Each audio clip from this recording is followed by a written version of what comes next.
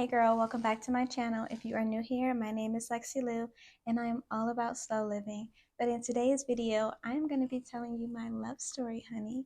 And as I do that, I'm going to show you how to do a good old floral arrangement with just a few grocery store flowers. So let's jump right into the video.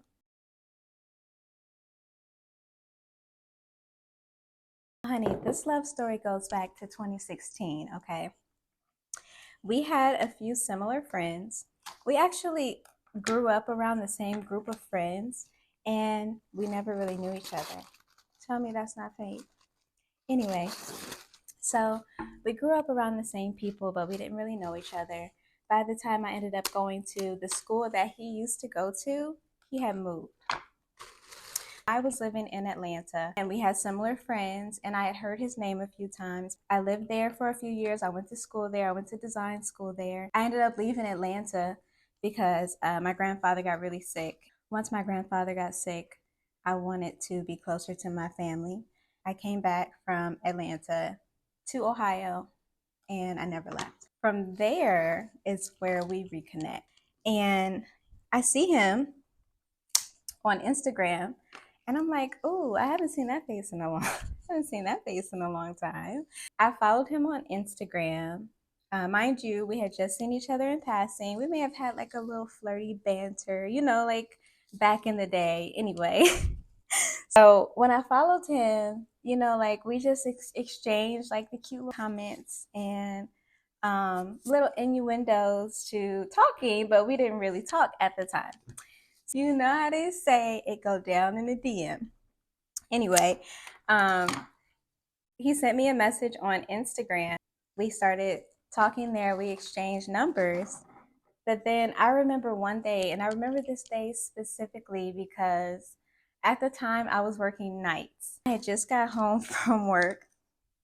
And I don't know why he popped into my head, but I'm just like, let me see. I haven't talked to him in a while. Let me see what he's up to. Like, hey.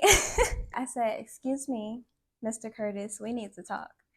And after I said that, I saw the little bubbles going. He texted back and said, then maybe we should do that over dinner.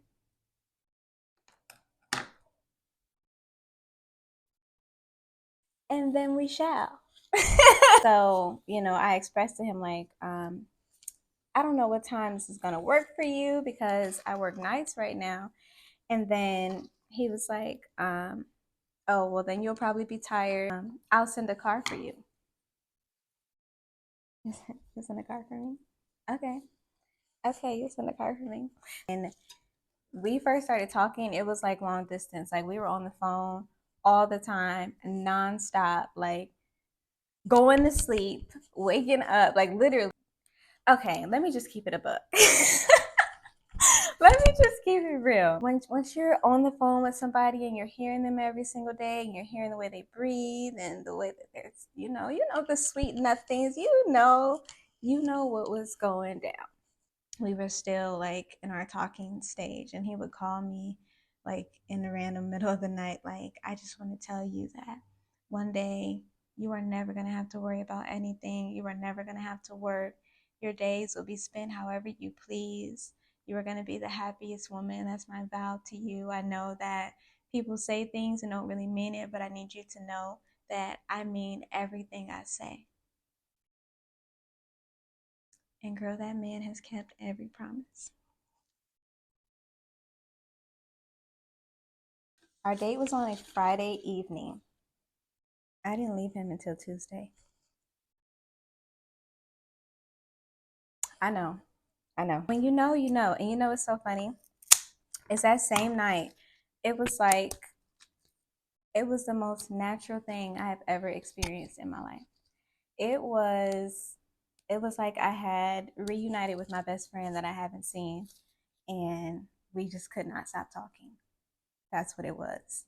And the stimulation in every aspect, mainly being intellectually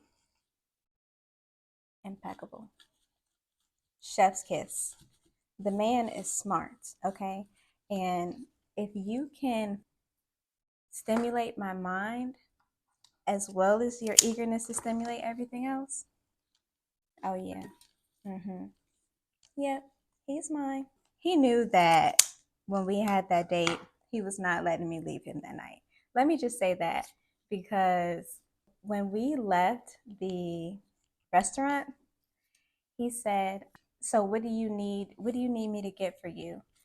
I was like, "What do you mean? What do you need me to get for you?" He was like, "What are the things that you need for you to be comfortable?" And I was like, "Oh, that was an intentional man." Okay. And I had already known what this man was about. So this man was mine. This man was mine. So I'll never forget it. I will never forget it. We were in the bed and he was like touching my face, and like he likes to play with my ears. And he's playing with my ears and he's like kissing this part of my head. And he goes, "I want to say something to you, but I don't know if it's too soon. And I don't want it to be too much for you." I looked up at that man and I said, "I know, I love you too."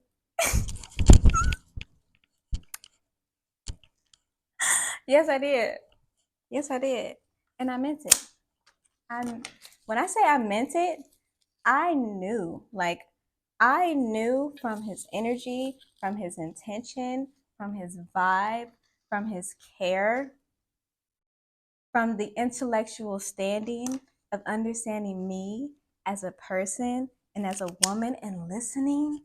Like, do you know how powerful that is for a man to be able to sit and listen and understand you and want to understand you and not listen to respond, but actually listen?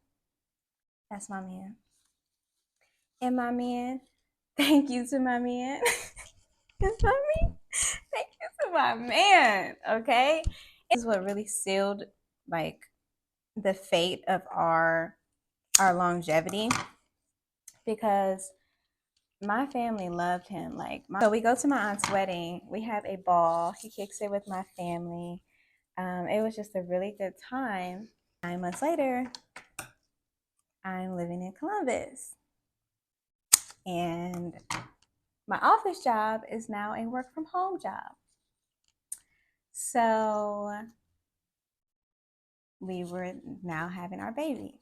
Having our child was the biggest and most beautiful blessing for us, but it also was a very, very trying time in our relationship.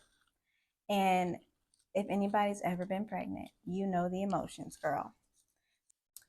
It really solidified like how intentional our relationship was going in the right direction, because we both had a lot of growing up to do, he and myself. And Rosie did that. Rosie made us grow up. And that's what happens when you have kids. It's not about you anymore. You got to take off the rose-colored glasses and put on the the fitting of who you are becoming. And at that stage in my life, I was becoming a mother. So I needed to allow myself to become that woman, because it was no longer about me. Somebody else is watching me now. You know, it's not, I can't saying like when you have kids, it really changes you, and it changes your outlook and your perspective and the way that you carry yourself, the way you handle yourself. Like that's what being a mother does to you. So, um, at this point in our relationship, we're parents and we're learning and we're growing.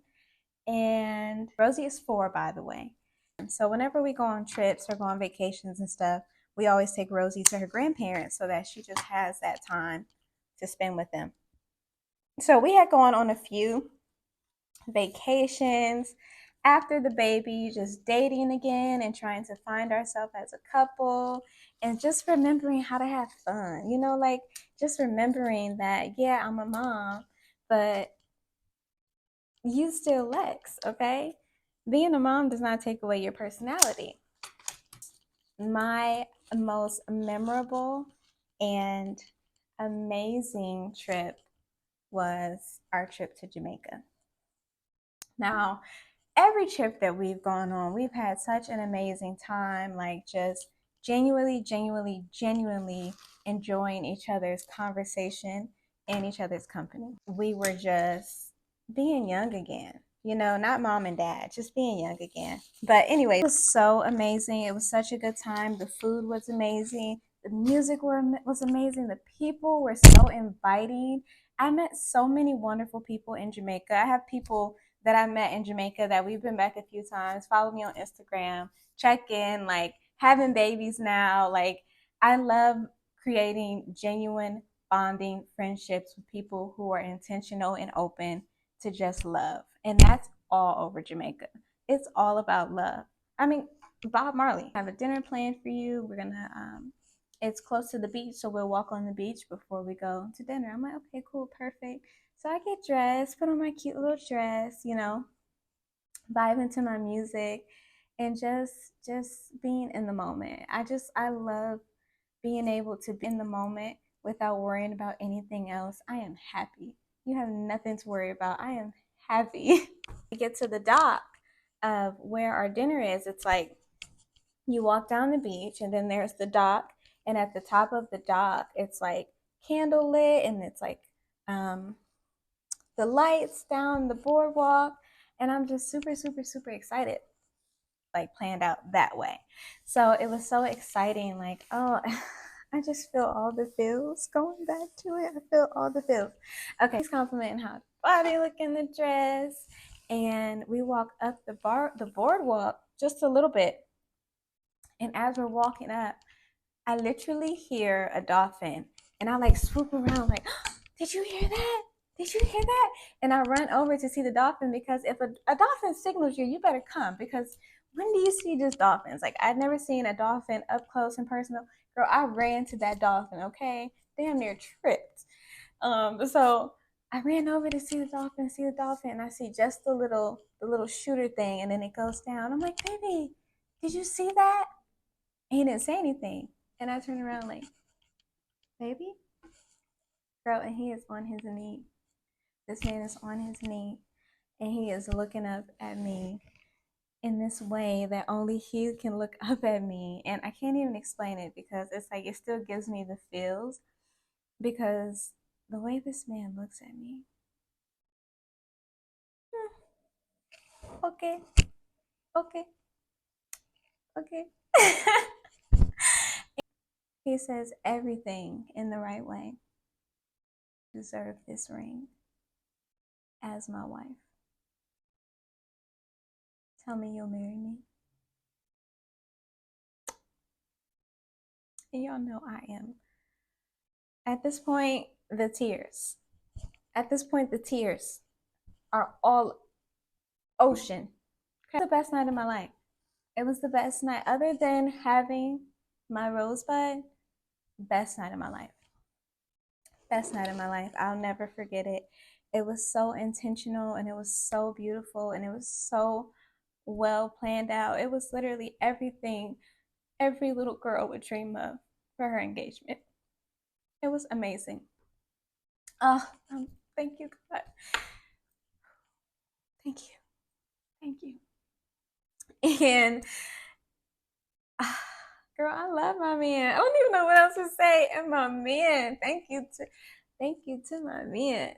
Oh my goodness. So, okay, let's keep going. So I'm excited. I'm happy. I called my parents, and of course, my dad already knew, because he had already asked for my hand. We are married. So, because we are already living together at this point, we already have a child together, you know, we just went ahead and got married. Fast forward to now, I am currently still planning our wedding. That's in April. So I believe that I am going to document all of that experience with you guys, because I don't really have that many people in my corner to share it with. And I would rather document it here, where I can go back and look at it and feel all those feels. Because I am already okay. So it's in what, 6 months, and your girl is stressed. Okay.